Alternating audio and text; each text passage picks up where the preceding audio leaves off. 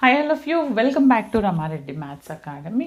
ఈ వీడియో ఏంటి అంటే నాన్ ఎగ్జాక్ట్ డిఫరెన్షియల్ ఈక్వేషన్ ఇచ్చినప్పుడు మనం దాన్ని ఎగ్జాక్ట్లోకి ఎలా కన్వర్ట్ చేయాలి అనేది చూద్దాము.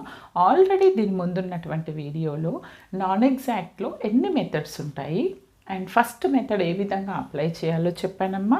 చూడండి, ఒకవేళ నేను ఇప్పుడు ఈ ప్రాబ్లమ్ సాల్వ్ చేస్తున్నాను ప్రాపర్ వేలో, అలా కాకుండా స్టూడెంట్స్ వాళ్ళ పాయింట్ ఆఫ్ వ్యూలో ఏ విధంగా ఆలోచిస్తారు, ఇంకో విధంగా సాల్వ్ చేస్తే సొల్యూషన్ ఎలా వస్తుంది, కావాలంటే నాకు కమెంట్ చేయండి. ఆ వీడియో కూడా షూట్ చేశాను, బట్ మీరు కావాలంటే నేను పోస్ట్ చేస్తాను. Actual this is the proper వే.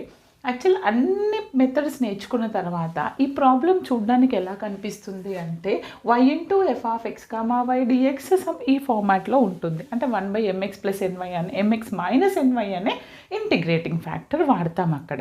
కానీ ఇక్కడ ఏంటంటే ఈక్వే